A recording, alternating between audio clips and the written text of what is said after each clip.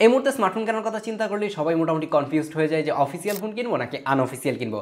যদি আনঅফিসিয়াল কিনি তাহলে এটা কবে বন্ধ হয়ে যাবে না যাবে এটা নিয়ে প্রচুর পরিমাণের কনফিউজড। তাদেরকে বলি যে ভাই এই ধরনের কনফিউশন নিয়ে দরকার নাই, কারণ নিজের টাকা দিয়ে ফোন কিনবেন আপনি অবশ্যই নিশ্চিন্তে যাতে করে ফোনটা ব্যবহার করতে পারেন এরকম একটা ফোন কেনাই ভালো। যেহেতু এটা নিয়ে এখন প্রচুর পরিমাণে ক্যাচাল চলতেছে, যার কারণে আমি বলবো যে অবশ্যই আপনাকে একটা অফিসিয়াল ফোন কেনা উচিত।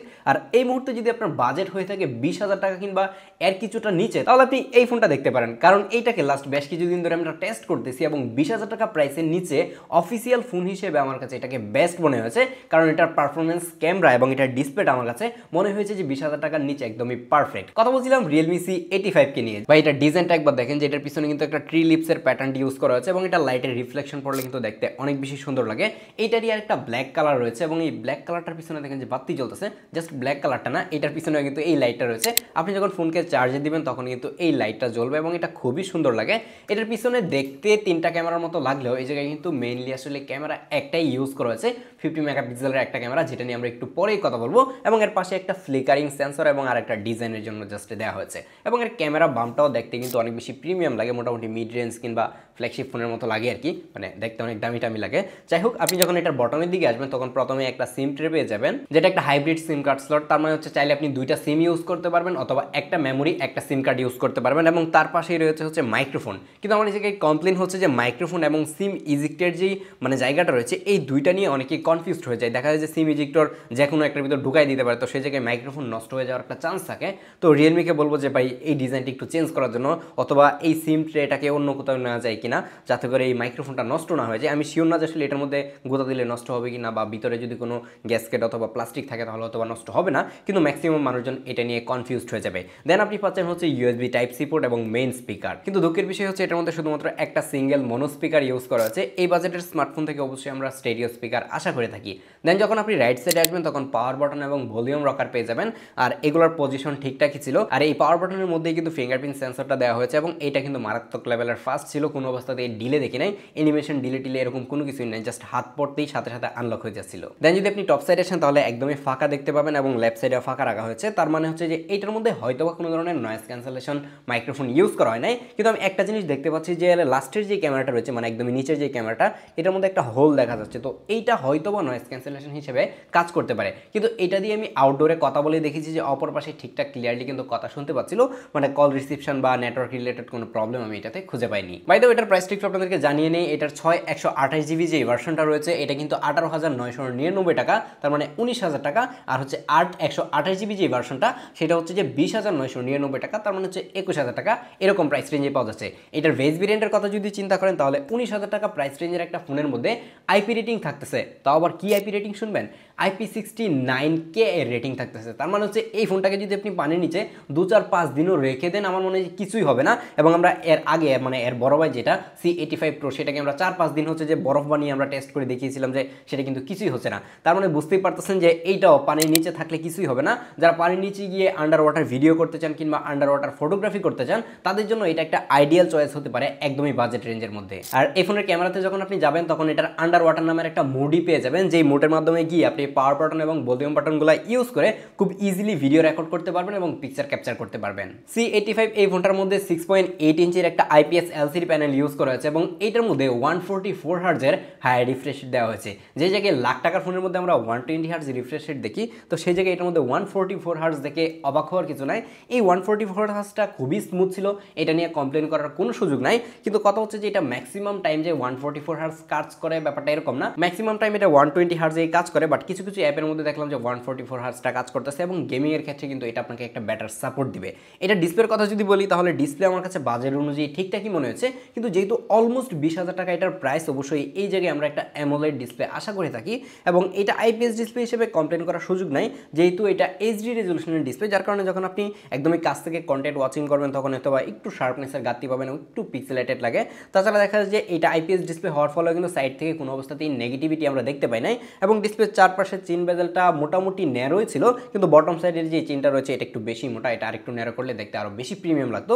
এবং এর যে ক্যামেরা কাট আউটটা রয়েছে কনসোলের আশেপাশে কিছুটা ব্ল্যাক শেড আমরা দেখতে পেয়েছি। এই ফোনের ব্যাক সাইডে তাকালে ট্রিপল ক্যামেরা সেটআপ মনে হলেও এই যে কিন্তু একটা সিঙ্গেল 50 মেগাপিক্সেলের ক্যামেরা ইউজ করা আছে, এবং এইটার ছবি আমার কাছে বাজেট অনুযায়ী ঠিকঠাকই মনে হয়েছে। এই স্যাম্পলগুলো দেখেন তাহলে নিজেরা একটা আইডিয়া করতে পারবেন যে এটা থেকে কেমন আউটপুট পাওয়া যাচ্ছিল। এটার এক্সপোজার ঠিকঠাকভাবে কন্ট্রোল করতে পারতেছিল, হাইলাইট এবং শ্যাডোটাকে ঠিকঠাকভাবে ম্যানেজ করতে পারতেছিল, এবং কালারটাও মোটামুটি একুরেটলি রাখতে পারতেছিল। কালারটা কিছুটা বুস্ট করে, এবং দেখা যাচ্ছে যে অনেক বেশি লাইট মানে কমপ্লিকেটেড লাইট সিচুয়েশনে যখন ছবি তুলবেন তখন দেখা যায় যে ওভার এক্সপোজড করতেছিল। এটা মাঝে মাঝে করে, দেখা যাচ্ছে যে 10টা পিকচার যখন আপনি ক্যাপচার করেন তখন 1-2টার মধ্যে প্রবলেম হয়, তাছাড়া ম্যাক্সিমাম টাইমে কিন্তু পারফেক্টলি এটার কালার এবং শার্পনেস কিন্তু দূরে রাখতে পারছিল। এটার পোর্ট্রেট মোডে গেলে শুধুমাত্র আপনি 1x এ পোর্ট্রেট ফটোগ্রাফি করতে পারবেন। এরকম বাজেটের ফোনের মধ্যে আমরা যদি 2x এ পোর্ট্রেট ফটোগ্রাফি করতে পারতাম সেটা আই থিঙ্ক আরেকটু বেশি ভালো হতো, বাট এটার এজ ডিটেক্ট নিয়ে কোনো অবস্থাতেই কমপ্লেন করা যাচ্ছে না, এবং ফেসটাও মোটামুটি ভালোই ডিটেল রাখতে পারে।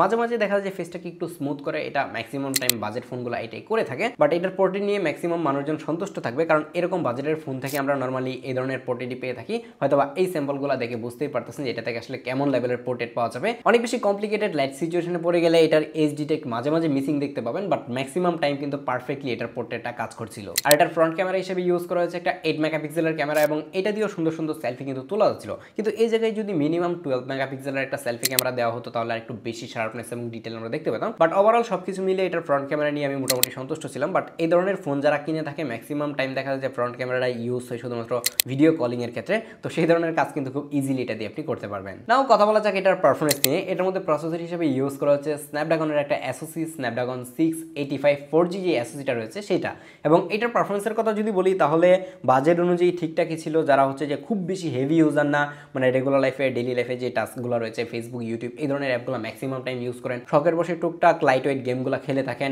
টাইম পাসের জন্য, তো সেই ধরনের ইউজারদের জন্য আমার কাছে মনে হয় যে পারফরমেন্স একদমই পারফেক্ট। আমি কোনো অবস্থাতে এইটাতে মানে ল্যাগ হ্যাং এখন পর্যন্ত দেখি নাই। কিন্তু একটা জিনিস নিয়ে বরাবরই কমপ্লেন করে থাকি যে এই রিয়েলমির ইউআইয়ের মধ্যে প্রচুর পরিমাণের ব্লুটুথ তারা কিন্তু প্রি ইনস্টল করে দেয়, তো এই জিনিসগুলো যদি কমানো যেত তাহলে কিন্তু অনেক বেশি ভালো হতো। যদিও কিনা এর ম্যাক্সিমাম যে ব্লুটুথগুলো রয়েছে সেগুলোকে আপনি চাইলে আনইনস্টল করতে পারবেন, এবং আমি আপনাদেরকে এইটাই রিকমেন্ড করবো যে এই ধরনের বাজেট রেঞ্জের ফোনগুলো কেনার পরে অবশ্যই এই ধরনের ব্লুটুথগুলো আনইনস্টল করে দিবেন, তাহলে কিন্তু আপনি আরেকটু বেটার পারফরমেন্স পাবেন। বাই দ্য ওয়ে আমার হাতে যে ভেরিয়েন্টটা রয়েছে এটা হচ্ছে যে 8GB ভেরিয়েন্ট, যার কারণে এইটার পারফরমেন্সটা আমরা অনেক বেশি ভালো পাচ্ছিলাম। আপনি যদি 6GB কিনেন তাহলে হয়তো বা কিছুটা পারফরমেন্সে আপনি ঘাটতি দেখতে পাবেন। আমি অবশ্যই রিকমেন্ড করবো যে 8GB র্যামের যেটা সেটা নেওয়ার জন্য।